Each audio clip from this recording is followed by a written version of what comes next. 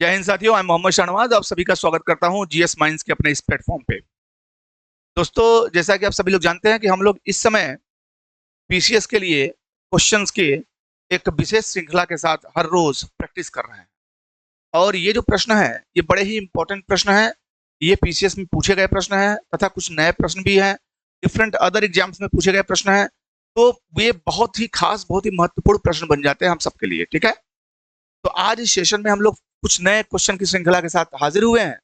तो चलिए फिर बिना किसी देरी के शुरुआत करते हैं। सबसे पहला क्वेश्चन आपकी स्क्रीन के ऊपर है, देखिए। सबसे पहला क्वेश्चन अपने स्क्रीन के ऊपर क्या है?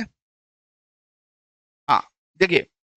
The word yava the word yava mentioned in Rigveda is used for which agricultural product.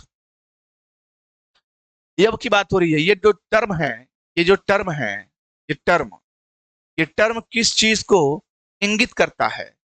What does this term refer to? इसका क्या मतलब है? तो इसका क्या मतलब है ये बताना है आपको। क्या इसका मतलब बार्ली है अर्थात जौ है? क्या चना है, राइस है, व्हीट है? क्या है इसका मतलब? जो वैदिक काल में ये जो है एग्रीकल्चर में इसका प्रोडक्शन होता था, क्या हो सकती है चीज? यही चीज आपको बताना है, ठीक है ना? तो चलिए मैं आपको बताता हूँ। ये भैया देखिए है आपकी बार्ली, ठीक है। बार्ली बार्ली इनका प्रिय भोजन हुआ करता था, प्रिय खाद्य फसल थी, ठीक है ना। प्रिय खाद्य फसल, इनकी प्रिय खाद्य फसल थी बार्ली, अर्थात जौ। जौ जो थी इनकी प्रिय खाद्य फसल थी, ठीक है ना। फेवरेट हुआ करती थी, इस बात को ध्यान देना है आपको, ठीक है। और ये कब थी? वैदिक काल में, ऋग्वैदिक पीरियड में। ऋग्वेद में इसका उल्लेख भी है, ध्यान दीजिएगा। और ऋग्वैदिक काल में और वैदिक पीरियड में खास तौर पे बार्ली का बहुत बड़ा महत्व था। ये लोग बार्ली के डिफरेंट प्रकार के मतलब पकवान बनाते थे और उसको दूध के साथ मिलाकर खाते थे, सूप वगैरह बना के, ठीक है ना। चलिए चलिए फिर आगे चलते हैं सेकंड क्वेश्चन की तरफ। सेकंड प्रश्न आपका है पंचजना। देखिए, give the name of the tribe which is not related to the Panchajana और द ऋग्वेदा आर्यंस। इनमें से आपको उस ट्राइब अर्थात उस जनजाति को बताना है जो कि पंचजन का पार्ट नहीं था। आप लोगों ने you must have heard about the Panchajan during the Vedic period. So what you have to do is you have to identify which among the following was not the part of पंचजना, ठीक है ना। पंचजन में 5 tribal communities हुआ करती थी, तो उन 5 tribal communities में कौन सा नहीं है वही पूछ रहा है यहाँ पे, ठीक है। तो आप लोग बताइए, give the name of the tribe which is not related to the Panchajana और the Rigveda of the Rigveda Aryans. तो ये बताना है। तो पंचजन में कौन कौन थे भैया? यदु थे, पुरु थे, तुरबुज थे, कीकट थे, नहीं थे। और कौन थे? अनु थे। और कौन थे? द्रुह थे, ठीक है ना। द्रुह। तो 1 2 3 4 5 अर्थात पंचजना, पंचजना, ठीक है ना। पंचजना। तो ये पंचजन कब थे? वैदिक टाइम में थे। ऋग्वेदिक आर्य जो है पंचजन में बटे हुए थे। और ये जो ट्राइबल कम्युनिटीज हुआ करती थी, ये इनको जन कहा जाता था वैदिक काल में, ठीक है ना। तो पंचजन अर्थात 5 ट्राइबल कम्युनिटीज, ठीक है ना। तो चलिए आगे चलते हैं। बहुत ही इंपॉर्टेंट है, ध्यान दीजिएगा, बहुत ही महत्वपूर्ण प्रश्न है। चलिए आगे। तीसरा प्रश्न आपके सामने है। The standing statue of Gautam Buddha was built in which period? Friends, we all know about Gautam Buddha. We all know that he founded a new religion called Buddhism. And along with him, Mahavir Swami, he also founded a new religion called Jainism. These two prominent personalities are known for founding 2 new religions, namely Buddhism and Jainism. Today we are going to talk about standing statue of Gautam Buddha, that this question is about. और ये प्रश्न जो है ये बहुत ही खास प्रश्न है, क्योंकि ये पूछ रहा है कि standing statue of Gautam Buddha जो है was built, ये बनाया गया किस पीरियड में बनाया गया, यही सवाल पूछ रहा है, ठीक है ना। ध्यान देना, थोड़ा देखो, एक चीज आपको समझना है,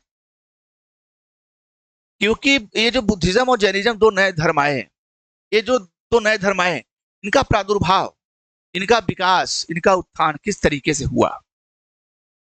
इनको राज्यों ने पैट्रोनाइज किया, संरक्षण प्रदान किया, इनको बढ़ावा दिया, लिहाजा ये दोनों धर्म जो है आगे बढ़े। किसी भी धर्म को जब राज्य का सहारा मिल जाता है तो वो धर्म फलता फूलता है, वो धर्म आगे बढ़ता है। और जो दो धर्म थे, बुद्धिज्म जैनिज्म, इनके आगे बढ़ने की सबसे बड़ी वजह थी कि इनको राज्य का संरक्षण मिला। ठीक है ना। तो आइए इसी दशा में हम लोग चलते हैं, और इसी दिशा में हम लोग चलने के पश्चात देखते हैं कि किस पीरियड से संबंधित है। तो ये पीरियड है आपका कुषाण पीरियड। ठीक है ना, कुषाण पीरियड से संबंधित है। एक और इनकी मुद्रा थी भूमि स्पर्श मुद्रा, वो गुप्ता पीरियड से संबंधित थी। लेकिन the standing statue of Gautam Buddha ये कुषाणों से संबंधित है, और इसका बहुत ही फेमस शासक था कनिष्क। ठीक है ना, आप लोगों ने सुना होगा, कनिष्क जो है बहुत ही फेमस शासक हुआ करता था कुषाण पीरियड का। ठीक है ना, इस बात को समझिए। ये standing statue of Gautam Buddha खासतौर पे ये एक और चीज की याद दिलाता है, ये दिलाता है गंधार, गंधार आर्ट फॉर्म की याद दिलाता है। गंधार आर्ट फॉर्म की याद दिलाता है। ध्यान दीजिएगा, दो कुषाणों के टाइम में दो आर्ट फॉर्म बने, एक मथुरा आर्ट फॉर्म, एक गंधार आर्ट फॉर्म। तो गंधार आर्ट फॉर्म की याद दिलाता है ये बहुत ही महत्वपूर्ण जो है क्वेश्चन है और प्रश्न है, इस बात को आप ध्यान रखिए। चलिए ठीक है, आगे चलते हैं हम लोग। ठीक है ना, आप लोगों को समझ में आ रहा है ना। Standing statue of Gautam Buddha Kanishka के टाइम, कुषाण से संबंधित है, कनिष्क के टाइम, और गंधार आर्ट फॉर्म का हिस्सा है। चलिए अब देखिए ये प्रश्न क्या है। बाल गंगाधर तिलक वॉज अ कम्युनलिस्ट। क्या कम्युनलिस्ट थे वो? कारण दिया हुआ है, रीजन क्या है। पहली बात तो कम्युनलिस्ट दे रहा है। कम्युनलिस्ट का मतलब होता है कि बहुत ज्यादा जातिवाद में विश्वास। ठीक है ना, बहुत ज्यादा अपने अपने धर्म करने वाला। ठीक है ना, धर्म का धर्म से विभेद करने वाला, अपने धर्म को सर्वश्रेष्ठ समझने वाला, दूसरे के धर्म को कम समझने वाला। क्या इस स्वभाव के थे बाल गंगाधर तिलक? दूसरा, he used the religion as a political weapon, और उन्होंने धर्म का इस्तेमाल राजनीतिक हथियार के तौर पे किया। ये दोनों स्टेटमेंट्स हैं, एक असर्शन है, कथन है, दूसरा कारण है। आपको you have to identify the reality and authenticity of these two statements. ये प्रामाणिकता देखनी है कि क्या दोनों स्टेटमेंट्स में कुछ सच्चाई है। तो पहले की अगर हम देखें, पहले की अगर हम बात करें, तो बाल गंगाधर तिलक वाज अ कम्युनलिस्ट, ये बिल्कुल गलत है। कम्युनलिस्ट नहीं थे भाई, वो हर एक धर्म में विश्वास करते थे, हर धर्म को मानते थे, वरीयता देते थे, और उनका जो उनका विचार था वो गंगा जमुना तहजीब वाला था। तो ये तो स्टेटमेंट बिल्कुल गलत हो गया। हाँ, कारण पे आते हैं। He used the religion as a political weapon, तो राजनीतिक हथियार के तौर पे रिलीजन का इस्तेमाल किया, इसमें सच्चाई है, उन्होंने किया। क्योंकि आपने सुना होगा गणेश चतुर्थी, है ना, गणेश चतुर्थी, गणेश चतुर्थी खासतौर पे जो गणपति बप्पा, गणपति बप्पा मोरया, मोरया, मोरया जो बोलते हैं आप, गणपति बप्पा मोरया, ये फेस्टिवल इन्होंने ही शुरू किया था। ठीक है ना, क्या किया था इन्होंने ही शुरू किया था। और शिवाजी महोत्सव भी शुरू किया था इन्होंने, शिवाजी महोत्सव, शिवाजी महोत्सव शुरू किया था, शिवाजी महोत्सव, ध्यान दीजिएगा। तो ये जो दो त्योहार इन्होंने शुरू किए थे, इनका उद्देश्य धर्म का प्रचार प्रसार नहीं था, बल्कि धर्म के साथ साथ राजनीतिक चेतना के विकास में अपनी भूमिका का निर्वहन करना था। He wanted there to be a political awareness in Indian society, and that is why he gave his energy to launch these two festivals in Maharashtra.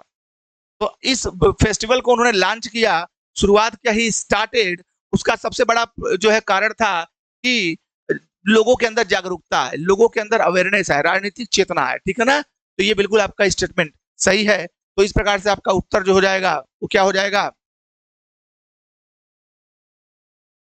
A is wrong, A is wrong and R is correct. ठीक है ना, ये आपका उत्तर हो जाएगा। Clear है, communalist नहीं थे वो, बिल्कुल भी नहीं थे। ठीक है ना, और उन्होंने धर्म का इस्तेमाल किया राजनीतिक चेतना के लिए, बिल्कुल सही है बात। चलिए आगे।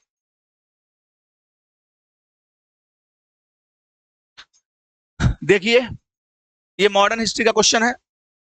Doctor M A Ansari, Purushottam Das Tandon, Sarojini Naidu and Subhash Chandra Bose. ठीक है,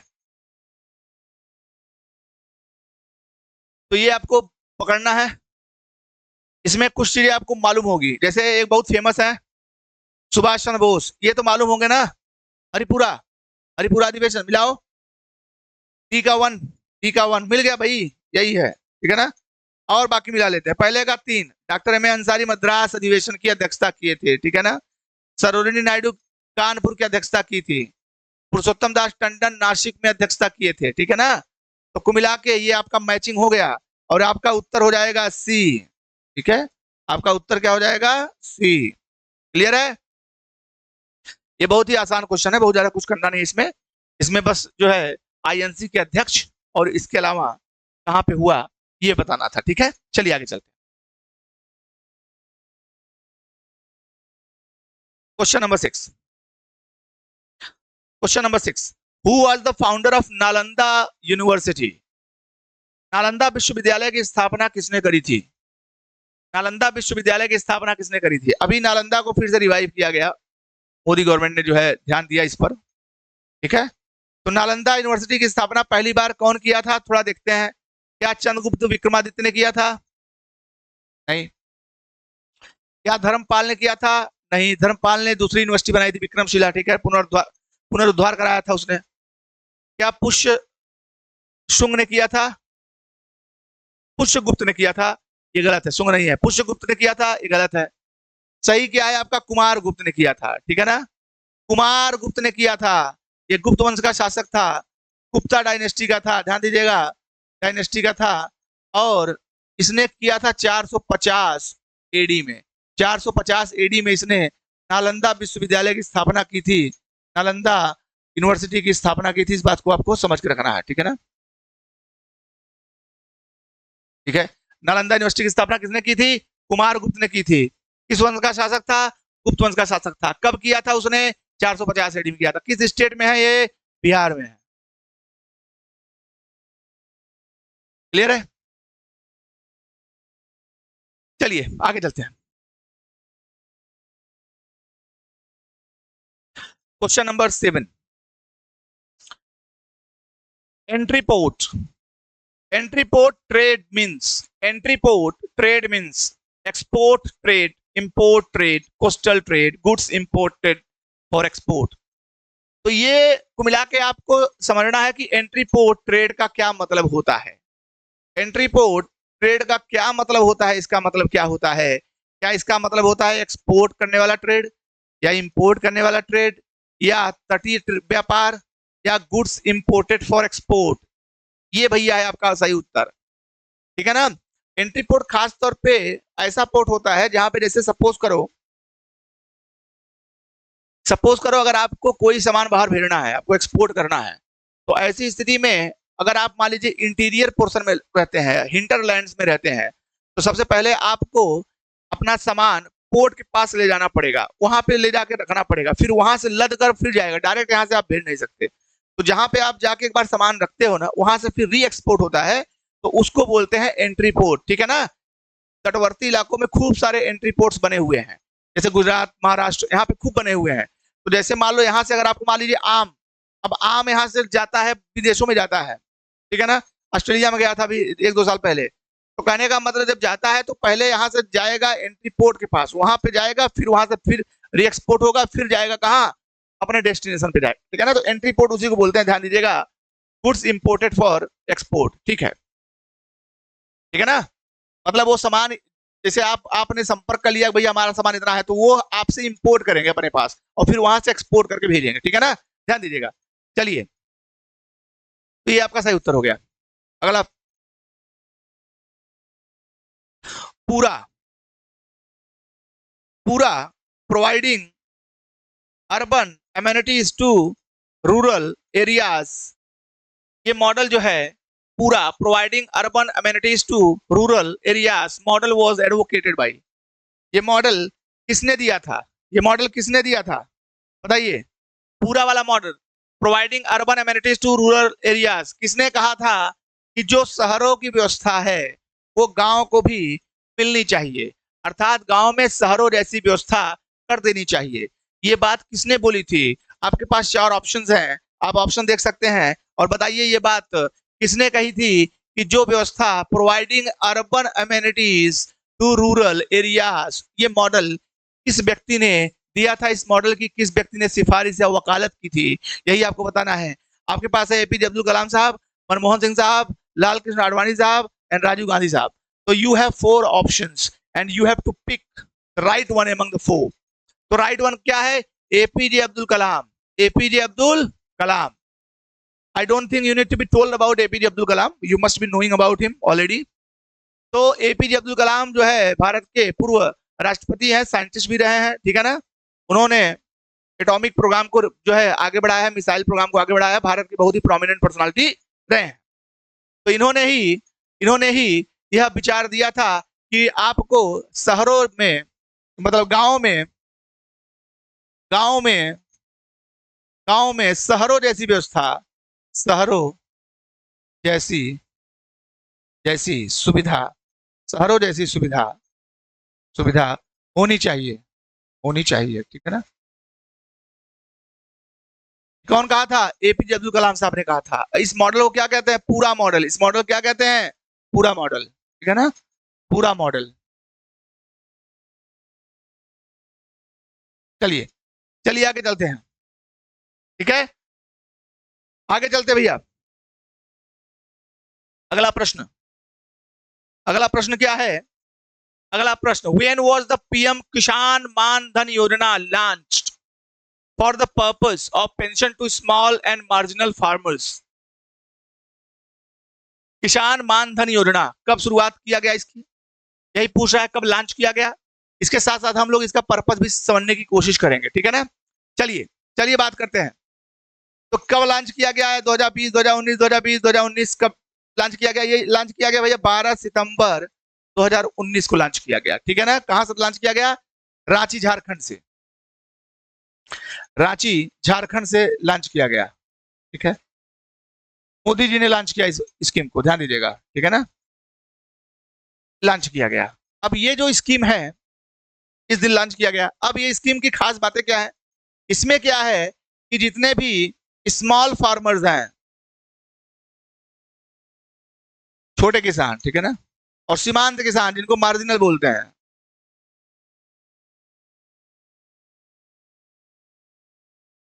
इनके लिए व्यवस्था लागू की गई। ये स्कीम क्या थी? ये स्कीम थी कि आपको 50 रुपए से लेकर 200 रुपए तक का प्रीमियम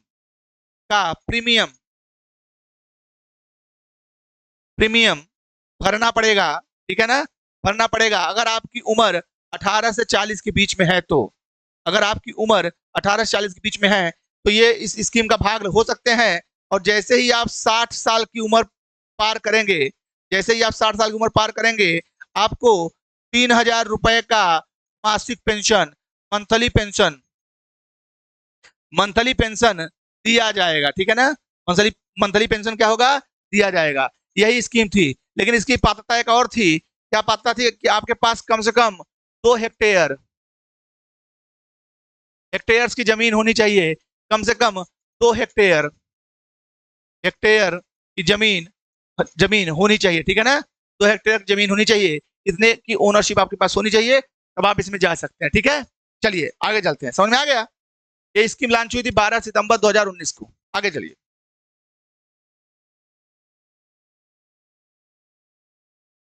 चलिए, भैया अगला प्रश्न आपके सामने है। Match list 1 with list 2 and select the correct answer from the quotes given below. List 1 है, लिस्ट 2 है। अब इसमें आपको क्या बताना है कि ये स्कीम्स हैं, इनके वर्ष को बताना है, इनके साल को बताना है, कब ये स्कीम स्टार्ट की गई। तो जैसे देखिए, ये आपकी स्कीम है सर्व शिक्षा अभियान, साक्षर Bharat mission, operation black board, national literacy mission, ठीक है ना। तो सर्व शिक्षा अभियान को शुरू किया गया था भैया 2001 में, ठीक है। एक मैच हो गया अपना, कब किया गया था? 2000, नोट कर दे, 2001 में किया गया था। साक्षर भारत मिशन, साक्षर भारत मिशन कब शुरुआत किया गया? और ऑपरेशन ब्लैक बोर्ड, इसके अलावा नेशनल लिटरेसी मिशन कब शुरुआत किया गया, ये अपने को बताना है। तो साक्षर भारत मिशन आया आपका 2009 में, ध्यान दीजिएगा 2009 में। अब और बात करते हैं हम लोग, ऑपरेशन ब्लैक बोर्ड क्या है और कब शुरू किया गया? 1987 में शुरू किया गया। नेशनल लिटरेसी मिशन क्या है? ये 1988 में शुरू किया गया। तो आप पहले तो आप इसको मिला लीजिए, पहले का है तीसरा, तो पहले का है तीसरा, ये पहला ही है, ठीक है ना। ये पहला आपका मैच हो गया, ध्यान दीजिएगा। देखिए, सर्व शिक्षा अभियान का मेन पर्पस था कि सबको शिक्षा जो है प्रदान की जाए, ठीक है ना, प्रदान की जाए सबको शिक्षा। मतलब शिक्षा का अधिकार बहुत ही बेसिक है, सबको फ्री ऑफ, मतलब कम से कम 14 साल तक के बच्चों को कम से कम फ्री शिक्षा उनको सिक्योर की जाए, ठीक है। साक्षर भारत मिशन का भी यही उद्देश्य था कि पढ़ेगा इंडिया तभी तो बढ़ेगा इंडिया, अर्थात पढ़ाई पे ज्यादा फोकस करने की आवश्यकता थी, ठीक है ना। ऑपरेशन ब्लैक बोर्ड 1987 में आया, इसका उद्देश्य था कि स्कूलों में बेसिक सुविधाएं जो है वो प्रदान कर दी जाए, इंफ्रास्ट्रक्चर वगैरह दुरुस्त कर दिया जाए।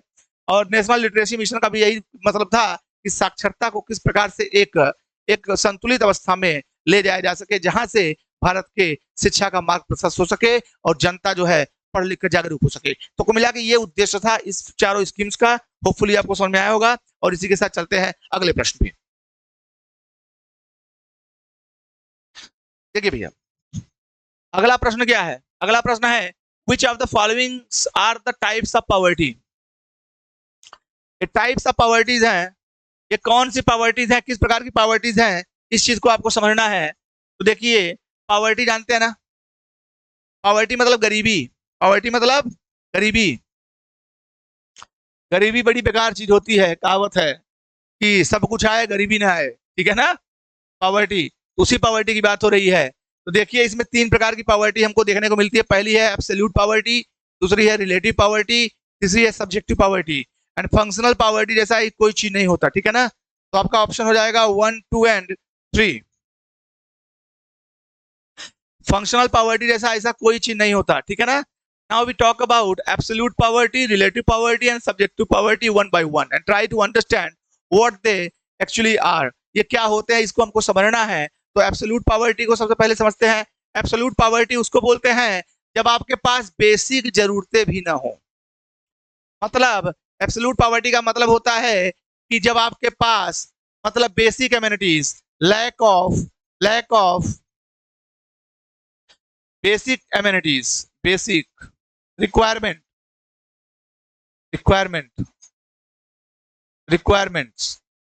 बेसिक रिक्वायरमेंट्स भी नहीं हो, ठीक है ना। लैक ऑफ बेसिक रिक्वायरमेंट्स, जैसे बोलते हैं रोटी, कपड़ा और मकान, रोटी, कपड़ा और मकान, ठीक है।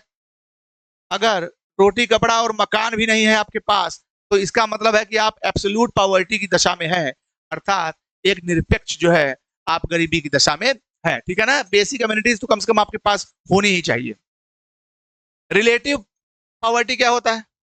रिलेटिव पॉवर्टी का मतलब होता है कि एक ऐसी पॉवर्टी जिसमें आपके पास बेसिक चीजें तो हैं, लेकिन लग्जरियस चीजें या तुलनात्मक तौर पे आप गरीब हैं। अर्थात मान लीजिए, अगर आपके पास मोटरसाइकिल है, आपके पास अच्छा खासा घर है, अच्छा खासा जो है जमीन है, और अगला आपका पड़ोसी जो है उसके पास भी ये तमाम चीजें हैं, लेकिन उसके पास 3-4 ठो कार भी है। तो कहने का मतलब है कि आप गरीब नहीं हैं, आपका भी काम चल रहा है, उसका भी काम चल रहा है, लेकिन जब आपकी गरीबी की तुलना उससे की जाएगी तो उसके अपेक्षा आप गरीब कहलाएंगे, क्योंकि उसके पास रिलेटिवली प्रॉपर्टी ज्यादा है, ठीक है ना। तो जब आप एक दूसरे के तुलनात्मक तौर पर जब आप गरीब होते हो, ठीक है ना, ऐसे तो आप सही हो, लेकिन जब ज्यादा अमीर से आपकी तुलना होती है तब आप गरीब जब साबित होते हो, तो उसको बोलते हैं रिलेटिव पॉवर्टी। क्या बोलते हैं भैया? रिलेटिव पॉवर्टी, ठीक है ना। अब सब्जेक्टिव पॉवर्टी क्या होता है? सब्जेक्टिव पॉवर्टी ये होता है कि जैसे मान लो आपके पास हमेशा गरीबी नहीं है, ठीक है। जैसे कभी कभी क्या है कि आपके पास काम ही नहीं है, बाकी समय काम है, लेकिन कभी कभी आपके पास काम नहीं है, तो आप परेशान हो, ठीक है ना। खर्चे के लिए परेशान हो कि यार कैसे मेरा मैनेज होगा, ये सारी चीजें निजी तौर पे जो गरीबी होती है, परिवार से उसका कोई लेना देना नहीं है, ठीक है ना। जो व्यक्तिगत तौर पे, निजी तौर पे आप गरीबी को जो है फील करते हो, फेस करते हो, तो उसको बोलते हैं हम, क्या बोलते हैं, सब्जेक्टिव पॉवर्टी, ठीक है ना। कभी कभी क्या होता है, आपके पास पॉकेट में पैसा नहीं होता, ठीक है ना, यू हैव टू बारो फ्रॉम योर फ्रेंड्स और from your relatives. So in that scenario, in that situation, you are suffering from subjective poverty because that poverty is affecting you only, ठीक है ना, that is not affecting your entire family, remember। तो कहने का मतलब subjective poverty का मतलब यही होता है कि जब आप हमेशा गरीब ना हो, बल्कि किसी मतलब सीजन टाइप पे कुछ समय ऐसा आए जब आपको ऐसा लगे कि यार इस समय तो मेरे पास पैसा नहीं है, मैं बड़ा गरीबी फील कर रहा हूँ, फिर जो है कुछ समय बाद ही आपके पास पैसा आ जाए, फिर आप नॉर्मल हो जाओ, तो सब्जेक्टिव पॉवर्टी होती है। फंक्शनल पॉवर्टी जैसा कोई चीज नहीं होता, तो we are not going to discuss this as this doesn't exist as, तो इसके बारे में बात नहीं करेंगे, ठीक है। चलिए आगे। हाँ, the government of India constituted a committee to set new standards for the estimation of population living below the poverty line. Who was the chairman of this committee? Who was the chairman of this committee? देखिए ध्यान दीजिएगा,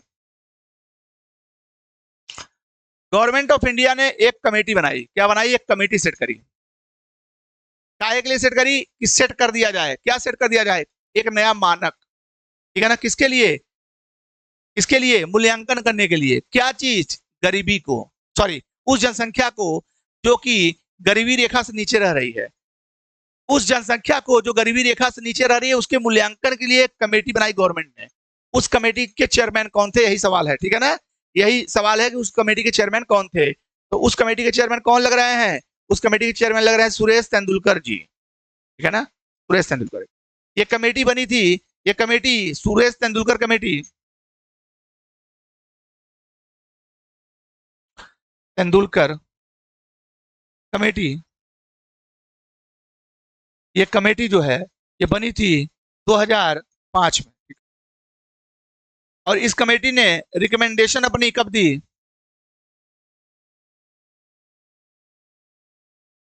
2009 में, ठीक है ना, recommendation दी। क्या थी सिफारिश, सिफारिश क्या थी, इस कमेटी ने कहा कि हम गरीबी को थोड़ा नए स्टाइल में हम जो है इवेल्युएट करेंगे।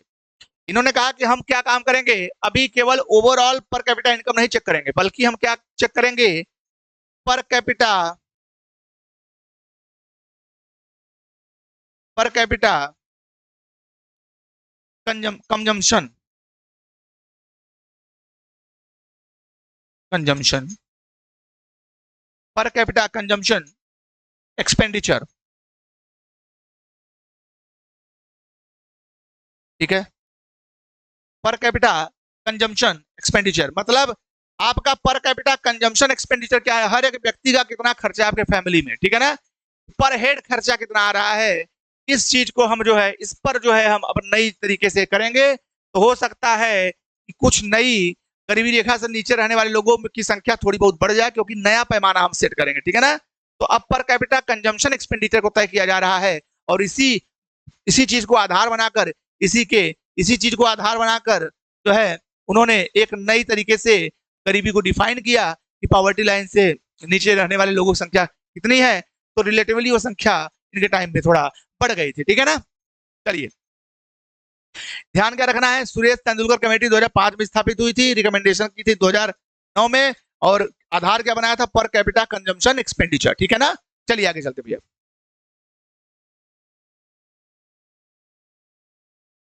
हाँ, articles of the constitution and subject matter, articles हैं, आर्टिकल्स के जस्ट अपोजिट दिए गए हैं organisations, I mean subject matters, और आपको इनको और इनको मिलाना है, कौन किससे संबंधित है, ठीक है ना। चलिए काम करते हैं, शुरुआत करते हैं। आर्टिकल 40 देख सकते हैं, ये किससे संबंधित है, ये संबंधित है ऑर्गेनाइजेशन ऑफ द पंचायत, ठीक है ना, डीपीएसपी है ये, directive principle of state policies. Article 14 क्या कहता है, पंचायतों का गठन होना चाहिए, जो गांव में ग्राम पंचायत देख रहे हैं ना, इसका गठन राज्य ने किसकी सिफारिश पे किया, आर्टिकल 40 के आधार पे ही किया, ठीक है ना, ध्यान दीजिएगा। आर्टिकल 41 क्या है, आर्टिकल 41 है राइट टू वर्क, अर्थात काम करने का अधिकार, ये भी डीपीएसपी, काम करने का अधिकार का मतलब होता है कि डीपीएसपी कहता है प्रत्येक, अर्थात संविधान कहता है डीपीएसपी के माध्यम से कि यह प्रत्येक राज्य की जिम्मेदारी होगी कि उन लोगों को काम का अधिकार दे, अर्थात काम करने का अधिकार दे। इसी के तहत बहुत सारी योजनाएं चल रही हैं, ध्यान दीजिएगा। फिर आर्टिकल 44 ये क्या कहता है? यूनिफॉर्म सिविल कोड, अर्थात नागरिक कानून जितने भी हैं राज्यों में वो सब के लिए बराबर होने चाहिए। जो भी नागरिकों के लिए कानून बनाए जाए उसमें एक रूपता होनी चाहिए, इक्वालिटी होनी चाहिए, ठीक है ना। अलग अलग लोगों के लिए अलग अलग कानून नहीं होना चाहिए। तो ये कौन बनाया था, मतलब ये किसने सिफारिश करी थी? ये संविधान ने सिफारिश करी थी डीपीएसपी के माध्यम से, और राज्यों को कहा, निर्देशित किया, उनको आदेश दिया कि आपको पॉलिसी जब आप बनाएंगे तो इन तमाम चीजों का आपको ध्यान रखना है, उसी के आधार पे आपको पॉलिसीज बनानी है। चलिए आगे। आर्टिकल 48 ये क्या है, किससे संबंधित है? Organisation of agriculture and animal husbandry, अर्थात अब एग्रीकल्चर के विकास और एनिमल हस्बेंड्री को भी आपको आगे बढ़ाना है। पशुओं की हत्या को रोकना पड़ेगा। जितने भी मिल्चिंग एनिमल्स हैं, दूध देने वाले जानवर हैं, उनको सुरक्षित रखना पड़ेगा, गाय की रक्षा करनी पड़ेगी। इसके अलावा आपको एग्रीकल्चर के विकास के लिए भी ठोस कदम उठाना पड़ेगा। और एग्रीकल्चर की तरक्की कैसे हो, एग्रीकल्चर की प्रोग्रेस कैसे हो, इसके बारे में आपको नियम कानून कायदे बनाने पड़ेंगे। ये तमाम राज्यों की जिम्मेदारी है और ऐसा संविधान ने निर्देशित किया है उनको डीपीएसपी के माध्यम से, आर्टिकल 48 के माध्यम से, ठीक है। चलिए भैया आगे। तो क्या हो जाएगा? 1 2 3 4 पहला ही है, सबसेट है, ठीक है। क्लियर है भैया? चलिए आगे चलते हैं।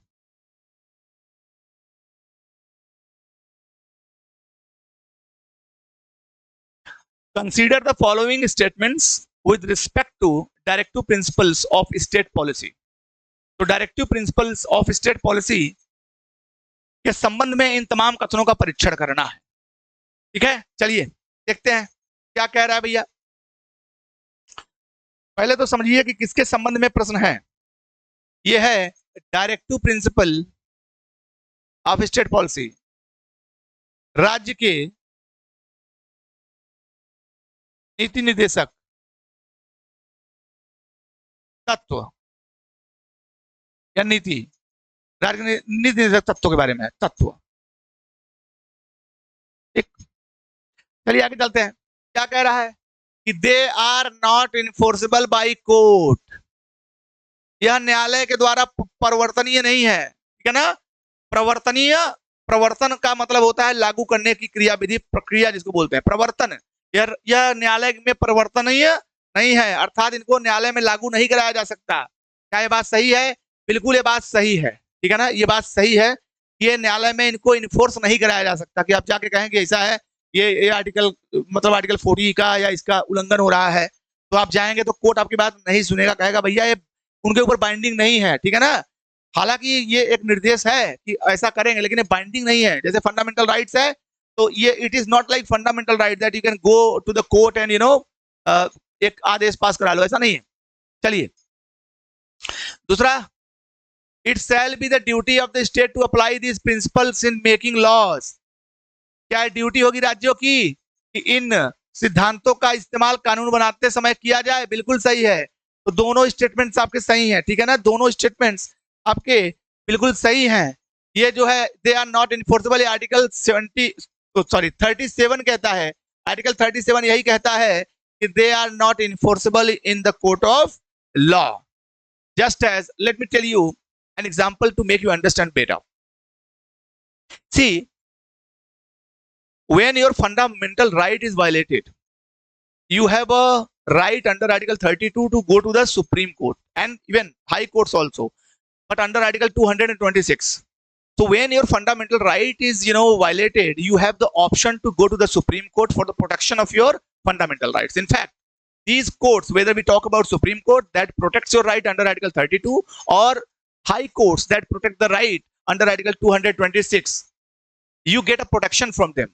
But if we talk about EPSPs, so for them you can never ever go to a court saying, I mean just इनको लागू करवा दो या ऐसा कर दो, ऐसा नहीं कर सकते आप, ठीक है ना। इनको इंप्लीमेंट किया जाए कंपलसरी तौर पे, तो ऐसा आप नहीं कर सकते।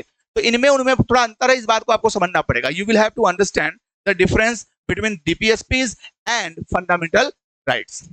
चलिए आगे चलते हैं।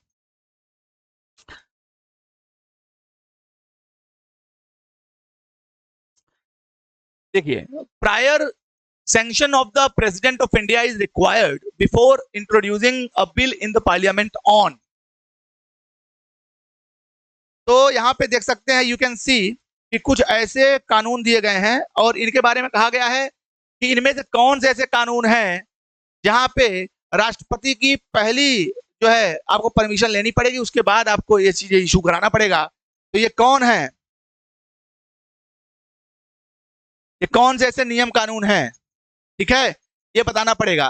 Formation of new state affecting taxation in which states are interested, altering the boundaries of the states और मनी बिल। नए राज्यों का निर्माण होता है आर्टिकल जो है 3 के माध्यम से। तो ये जो क्या है, इसके लिए जरूरत पड़ती है, बिल्कुल पड़ती है, राष्ट्रपति की सलाह की जरूरत पड़ेगी, आपको परमिशन लेके फिर आपको इसके रिगार्डिंग जो है बिल को पेश करना पड़ेगा। दूसरा, टैक्सेशन, अगर आप किसी स्टेट के ऊपर कोई टैक्सेशन लगा रहे हैं खासतौर पे, तो जिसमें स्टेट के इंटरेस्ट इन्वॉल्व हो, तो ऐसे में अगर कोई कानून बन रहा है, मतलब अगर पार्लियामेंट कोई ऐसा कानून बना रही है जिसमें टैक्सेशन से संबंधित कानून हो और उसमें राज्य भी इन्वॉल्व हो या राज्यों के हित या अहित जो भी वो इन्वॉल्व हो, तो ऐसी स्थिति में राष्ट्रपति से आपको परमिशन लेकर ही कानून मतलब बनाना पड़ेगा। तो ये भी आपका सही बात है कि आपको जो है प्रायर सैंक्शन मतलब पूर्व अनुमति लेनी पड़ेगी, पूर्व अनुमति आपको लेनी पड़ेगी किसकी, राष्ट्रपति की, ध्यान दे जाएगा। Altering the boundaries of the state, इसके लिए भी लेनी पड़ेगी भाई, लेनी पड़ेगी, और मनी बिल के लिए भी लेनी पड़ेगी, ठीक है ना। आपको ये हो जाएगा चारों, ऑल ऑफ द एबव, मतलब ये इसमें चारों में आपको पूर्व अनुमति लेनी पड़ेगी, ध्यान दीजिएगा, लेनी पड़ेगी, ठीक है,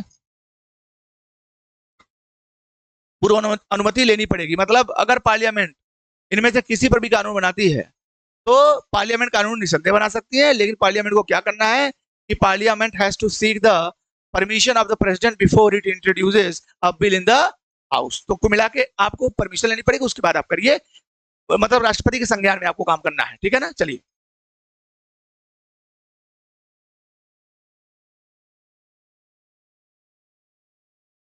which one of the following is the largest committee of the parliament?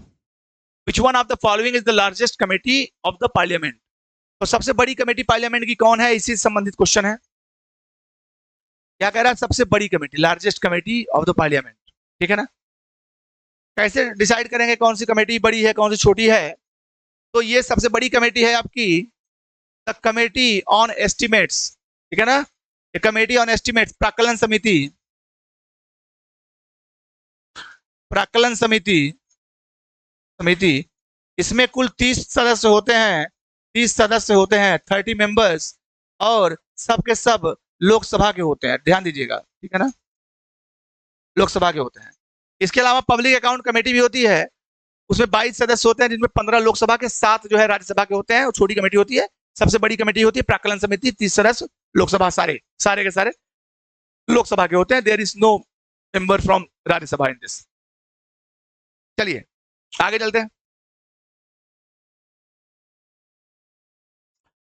In which year the Central Information Commission was established? The Central Information Commission was established. किस वर्ष किया गया सेंट्रल इंफॉर्मेशन कमीशन की स्थापना? तो ये स्थापना हुई 2005 में। कब हुई? 2005 में, जब आपके पास आरटीआई आया, आरटीआई, ठीक है ना, right to information, right to information आया एक्ट 2005। तो इसी एक्ट के तहत सीआईसी की स्थापना हुई, ठीक है ना। वर्तमान पहली दशा कुछ और थी, इसमें क्या होता है, एक आपका चेयरमैन होता है, ठीक है, प्लस 10 सिर्फ चेयरमैन होते हैं। एक आपका मतलब मेन चेयरमैन होता है, चीफ, जिसको बोलते हैं चीफ कमिश्नर, ठीक है ना, चीफ कमिश्नर। चेयरमैन हटा दीजिए, chairman is not an appropriate word to use, commissioner. तो एक चीफ कमिश्नर होता है, एक चीफ कमिश्नर प्लस 10 कमिश्नर्स होता है, 10 कमिश्नर्स होते हैं।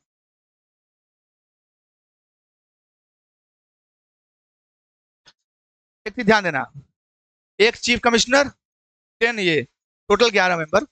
इसके अलावा ध्यान देना, इसकी खास बात है कि इसका जो टेन्योर है, टेन्योर अर्थात अवधि, अर्थात इसका जो कार्यकाल है, ये है आपका 3 साल, 3 इयर्स, ठीक है ना, ध्यान दीजिएगा, 3 वर्ष है इसका, ठीक है। चलिए आगे चलते हैं।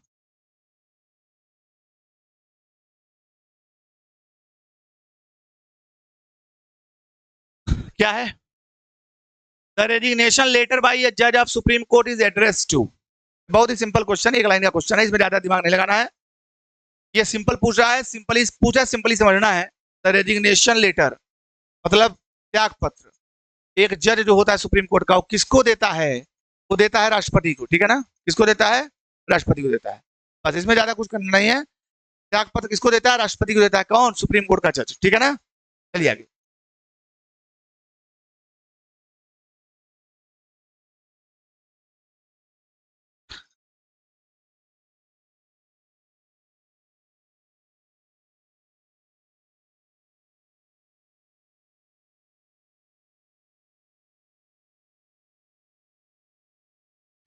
चलिए देखिए,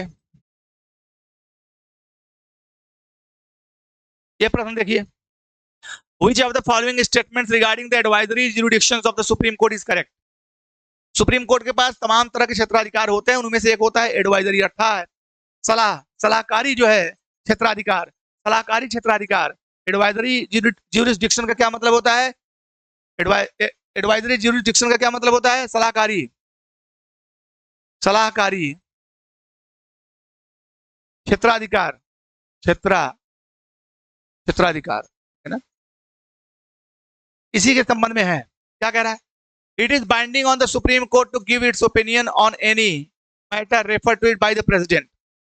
क्या बाइंडिंग है ये? क्या यह बाइंडिंग है?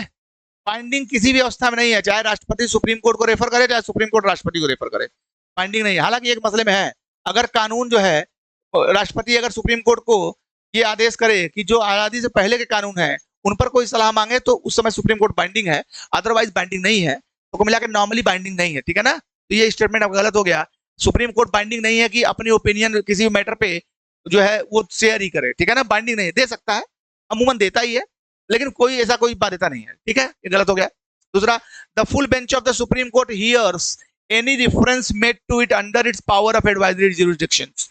तो अगर सलाहकारी अगर जो है क्षेत्राधिकार की बात आएगी, तो इसकी पूरी की पूरी बेंच जो है उस जो है रेफरेंस को सुनती है। ये बिल्कुल सही है, क्योंकि भाई सलाह की बात हो रही है ना, तो उसमें इंटरप्रिटेशन अच्छे से इंटरप्रिटेशन चाहिए। तो जब इंटरप्रिटेशन अच्छा नहीं दोगे तो कैसे होगा काम?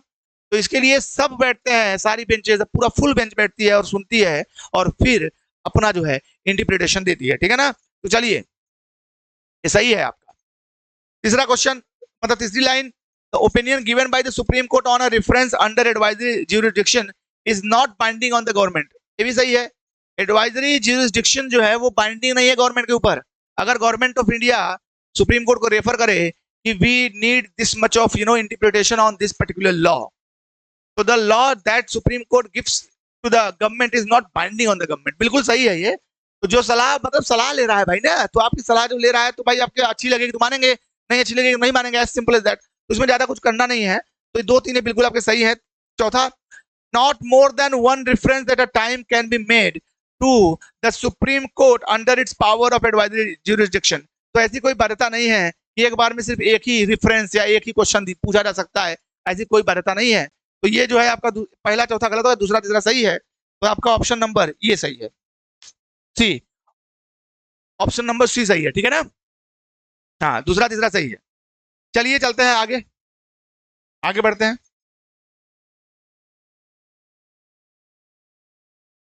Which of the following islands is not located in the Caribbean Sea? Caribbean sea में कौन सा आइसलैंड लोकेटेड नहीं है? कौन सा आइसलैंड ऐसा है जो कैरेबियन सी में लोकेटेड नहीं है? देखिए, क्या ग्रेनेडा है? ग्रेनेडा है भाई लोकेटेड, ये लोकेटेड है कैरेबियन सी में, ठीक है ना। कैरेबियन सी में लोकेटेड है ग्रेनेडा। और ये मॉन्टेसेराट, ये भी लोकेटेड है, ठीक है ना, ये भी लोकेटेड है, ये भी लोकेटेड है। और एंगुलिया, ये भी लोकेटेड है। मेदेरा, मेदेरा जो है ये लोकेटेड नहीं है, ये है पुर्तगाल में लोकेटेड, पुर्तगाल, ठीक है ना। अर्थात अटलांटिक ओशन, अटलांटिक ओशन में लोकेटेड है, ठीक है ना। तो ये तीनों कैरिबियन सी में लोकेटेड है, जो कि ये जो है मैदेरा, ये पुर्तगाल में लोकेटेड है, अटलांटिक ओशन में लोकेटेड है। तो बिल्कुल ये आपका स्टेटमेंट, मतलब इसमें जो आपका आंसर है वो है मैदेरा, सी ऑप्शन, है ना, सी ऑप्शन है। चलिए आगे, स्प्रिंग टाइड ऑकर्स, क्या होता है स्प्रिंग टाइड? स्प्रिंग टाइड क्या होता है? स्प्रिंग टाइड क्या होता है? स्प्रिंग टाइड होता है when the sun and the earth and the moon are in a straight line, क्या सीधी रेखा में होते हैं उसको बोलते हैं, या जब सूर्य और मून जो है एक राइट एंगल बनाते हैं उसको बोलते हैं, या स्ट्रॉन्ग विंड बहती है तब होता है, या जब नाइट बड़ी ठंडी होती है तब होता है। तो नाइट ठंडी होने से इसका कोई लेना देना नहीं है, गलत हो गया, ठीक है ना। ये इसका तेज हवा बहने से इसका कोई लेना देना नहीं है, ठीक है ना। इनफैक्ट जब सन और मून एक राइट एंगल बनाते हैं, जैसे मान लो ये अर्थ हो गई, ये मून हो गया, ये हो गया अर्थ आपका, ये मून है और ये सन है, ठीक है ना, सन है, तो ये राइट एंगल जो बना रही है, इस अवस्था में जो टाइड आता है उसको बोलते हैं नीप टाइड। क्या बोलते हैं? नीप टाइड बोलते हैं। तो ये जो है ये बड़ा स्प्रिंग टाइड नहीं कहलाता है, नीप टाइड कहलाता है, ठीक है ना। तो ये भी स्टेटमेंट गलत हो गया। अब कह रहा है when the sun and the earth and the moon are in a straight line, तो ये कौन किस अवस्था की बात कर रहा है? ये अवस्था की बात कर रहा है, अर्थ हो गया ये, इसके अलावा ये मून हो गया और ये हो गया सन आपका, ठीक है ना। तो सन की और मून की दोनों की ग्रेविटेशनल पुल ज्वाइंट तरीके से, ठीक है ना, ज्वाइंटली काम करती है इसके ऊपर, तो इससे बहुत बड़ा जो है टाइड आता है, स्प्रिंग टाइड इसी को बोलते हैं। तो ये बिल्कुल आपका स्टेटमेंट सही है। तो ये 21 आपका हो जाएगा नंबर 1, ठीक है ना। चलिए आगे, which of the following is the warm current, ठीक है ना, warm current, warm current, which of the following is the warm current. Warm current कौन कौन सी है? फाकलैंड आपकी जो है कोल्ड है, ध्यान दीजिएगा, ठीक है ना, ध्यान दीजिएगा। Brazil current, Labrador and Canary, ठीक है ना। तो ब्राजीलियन धारा जो है ये कैसी धारा है? लेब्राडोर, कैनारी, ये कोल्ड है, ठीक है ना, कोल्ड है। ब्राजीलियन ये जो है वार्म है, ठीक है ना, ध्यान दीजिएगा। तो आपका ऑप्शन नंबर हो जाएगा बी। चलिए आगे चलते हैं।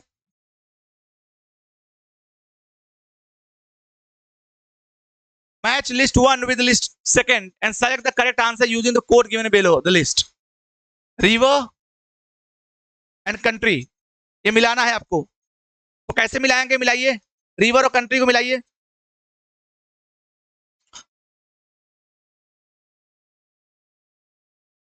चलिए, तो पोटोमैक जो है वो कहाँ है? पोटोमैक आपका यूएसए के अंदर है, ठीक है ना, ये नदी है पोटोमैक रिवर, कहाँ है? यूएसए के अंदर है, ठीक है। नील नदी कहाँ है? आपकी सूडान में है, ध्यान दीजिएगा।